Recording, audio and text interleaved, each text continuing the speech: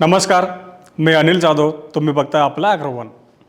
मक्याच्या भावात पुढच्या काळात सुधारणा होण्याचे संकेत मिळत आहेत. त्यासाठी प्रामुख्यानं 3 कारणं असतील. मग नेमके ही 3 कारणं कोणती आहेत, त्यामुळं मक्याच्या बाजारामध्ये सुधारणा कशी होऊ शकते याचाच आढावा आता आपण या व्हिडिओतून घेण्याचा प्रयत्न करणार आहोत. सुरुवातीला आपण देशातल्या बाजारामध्ये सध्या मक्याला काय भाव मिळतो ते समजून घेऊयात. तर सध्या देशातल्या बाजारामध्ये मक्याला 1800 रुपयांपासून ते 2300 रुपयांच्या दरम्यान बाजारभाव मिळतो आहे. आपण जर राज्याचा विचार केला तर राज्यामध्ये 2000 ते 2300 रुपये या दरम्यान मका विकला जातो आहे. सध्या बाजारामधली मक्याची आवक ही कमी झालेली आहे आणि दुसरीकडं मक्याला उठाव वाढतो आहे. आता आपण जर सुरुवातीला चर्चा केली की महत्त्वाची 3 कारणं आहेत, तर पहिलं कारण आहे ते म्हणजे आता पशुखाद्य उद्योगाकडून मक्याला उठाव मिळतो आहे. त्याचं महत्त्वाचं कारण म्हणजे सोयाबीनच्या भावामध्ये आणि इतर काही खाद्याच्या भावामध्ये वाढ झालेली आहे. सोयाबीनचे भाव वाढल्यामुळं सुधारलेले आहेत. सोयाबीनचा भाव पुन्हा एकदा 7500 रुपयांच्या घरात पोहोचला आहे. त्यामुळे साहजिकच सोयाबीनचा भाव देखील वाढलेला आहे. सोयाबीन महागल्यामुळं पोल्ट्री उद्योग तसंच इतर पशुखाद्य उद्योग मक्याकडे वळत आहेत. मक्याला उठाव मिळतो आहे. याचा देखील आधार मक्याच्या भावाला मिळतो आहे. या पुढच्या कालावधीमध्ये जर सोयाबीनचे भाव कायम राहिले किंवा जास्त राहिले तर मक्याला आणखीन उठाव मिळू शकतो. दुसरं महत्त्वाचं कारण म्हणजे यंदा एल निनोमुळं इथेनॉल उत्पादनाचं समीकरण बदलण्याची दाट शक्यता आहे. आता आपण जर मागच्या 3-4 वर्षाचा मका आणि इथेनॉलचा जर आढावा घेतला तर असं दिसून येतं की जसं जसं मक्याचा वापर इथेनॉलसाठी वाढत गेला तसं तसं मक्याचे भाव वाढत गेले होते. चालू हंगामाचं समीकरण असं आहे, एकीकडे देशातलं मक्याचं उत्पादन वाढलेलं आहे आणि दुसरीकडं इथेनॉलसाठी धान्य देखील उपलब्ध झालं आहे. त्यामुळं इथेनॉलसाठी मक्याची उपलब्धता कमी झाली. सोयाबीनचे भाव देखील कमी होते. त्यामुळं पशुखाद्यासाठी सोयाबीन आणि इतर धान्याचा पर्याय देखील उपलब्ध होता. त्यामुळं मक्याची मागणी काहीशी कमी राहिली, उत्पादन वाढलेलं होतं आणि त्याचा परिणाम मक्याच्या बाजारावरती दिसून आला. मक्याचा बाजार 3 वर्षानंतर आपल्याला दबाव दिसून आला. त्याच्या आधीचे 2-3 वर्ष मक्याला इथेनॉलसाठी मागणी असल्यामुळं मक्याचे भाव चांगलेच वाढले होते. त्यामुळं गेल्या खरीपामध्ये शेतकऱ्यांनी सोयाबीन, कापूस तसं इतर पिकांऐवजी मक्याची लागवड वाढवली होती. मक्याचं उत्पादन हे 2025-26च्या हंगामामध्ये विक्रमी 550 लाख टनांवर पोहोचल्याचा अंदाज केंद्रीय कृषी विभागानं व्यक्त केला आहे. म्हणजेच भारताचं मका उत्पादन हे चालू हंगामामध्ये विक्रमी पातळीवर पोहोचलेलं आहे आणि त्याचाच परिणाम मक्याच्या बाजारावर दिसून येतोय. त्याला जोडीनं होतोय ते म्हणजे कमी असलेला उठाव. मग आता यंदाचं समीकरण काय आहे? आता यंदा एल निनो आहे. बहुतांश भागांमध्ये पाऊस कमी पडतोय.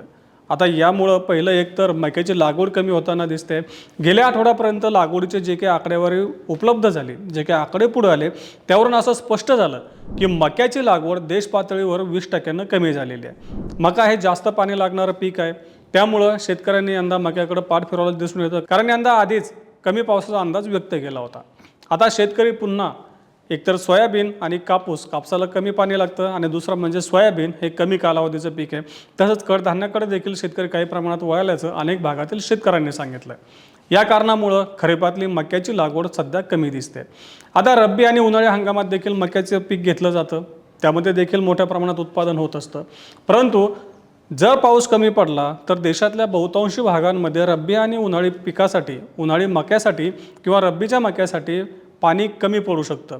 त्यामुळं पुढच्या दोन्ही हंगामामधलं देखील मक्याची लागवड आणि उत्पादन कमी होऊ शकतं असा अंदाज अभ्यासकांनी व्यक्त केला आहे. म्हणजेच 25-26 मधलं मक्याचं उत्पादन विक्रमी पातळीवर जरी पोहोचलं असलं तरी 26-27 मधलं मक्याचं उत्पादन मात्र कमी होण्याची दाट शक्यता आहे. पण केवळ मक्याचं उत्पादन कमी झाल्यामुळे इथेनॉलचं समीकरण बदलणार नाही.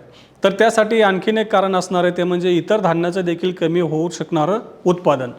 आता यंदा पाऊस कमी असल्यामुळं साहजिकच भातासाठी पाण्याची टंचाई भासू शकते. तसंच रब्बीतील जे महत्त्वाची पिकं आहेत त्यांना देखील पाणी टंचाई भासू शकते. त्यामुळं या पिकांचं देखील उत्पादन कमी होण्याची दाट शक्यता आहे. आणि आपल्या सगळ्यांना माहिती आहे की सरकारनं सवलतीच्या दरामध्ये इथेनॉलसाठी तांदूळ दिला होता. आता या वर्षामध्ये असा निर्णय सरकार घेण्याची शक्यता कमीच आहे. म्हणजे इथेनॉलची भिस्त जास्त करून ही मक्यावरती असणार आहे. कारण मका हे मानवी आहारामध्ये खूप कमी वापरलं जातं आणि तांदूळ हे मानवी आहारातलं मुख्य धान्य पीक आहे. त्यामुळं यंदा या पुढच्या वर्षभरामध्ये सरकार मानवी आहारासाठी म्हणजे खाण्यासाठी तांदूळ आणि इतर धान्याला प्राधान्य देईल आणि इथेनॉलसाठी मक्यावरच जास्त भिजता मक्याला जास्त मागणी असेल असं अभ्यासकांचं म्हणणं आहे. यामुळं पुढच्या कालावधीमध्ये मक्याच्या भावाला चांगला आधार मिळू शकतो याची देखील दाट शक्यता आहे. काही संशोधन संस्थांनी अंदाज व्यक्त केला की पुढच्या सप्टेंबर ऑक्टोबरपर्यंत मक्याचा बाजारभाव आपल्या देश पातळीवरती आपल्याला हमीभावाच्या आसपास पोहोचताना दिसून येऊ शकतो. जसं सध्या मक्याचा बाजारभाव आपल्याला काही बाजारांमध्ये उच्चांकी किंवा मग सरासरी आपल्याला 2300 रुपयांच्या दरम्यान दिसून येतोय. हा बाजारभाव लवकरच हमीभाव म्हणजे 2410 रुपयांचा टप्पा देखील पार करेल असा अंदाज अभ्यासकांनी व्यक्त केला आहे आणि सध्याची परिस्थिती या अंदाजाला साथ देताना दिसून येते.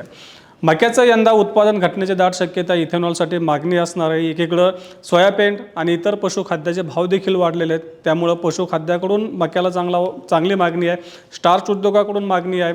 या सगळ्या कारणांमुळं भविष्यामध्ये पुढच्या कालावधीमध्ये मक्याचे भाव मजबूत राहण्याला आधार मिळू शकतो, टिकून राहण्याला आधार मिळू शकतो असं अभ्यासकांचं म्हणणं आहे. आता या पुढच्या कालावधीमध्ये मक्याच्या बाजारात काय घडामोडी घडतात आहे, पाऊसमान कसं राहतं, याचा पिकाला आधार मिळतो का, पोल्ट्री उद्योग, इथेनॉल यांची मागणी कशी राहते, त्याचा आपल्या बाजारावर कसा परिणाम होतो, याचा आढावा आपण वेळोवेळी घेतच राहू. त्यासाठी आपल्या ॲग्रोवनच्या चॅनलला नक्की सबस्क्राईब करा आणि हा व्हिडिओ जास्तीत जास्त शेतकऱ्यांपर्यंत पोहोचवण्यासाठी लाईक आणि शेअर करायला विसरू नका.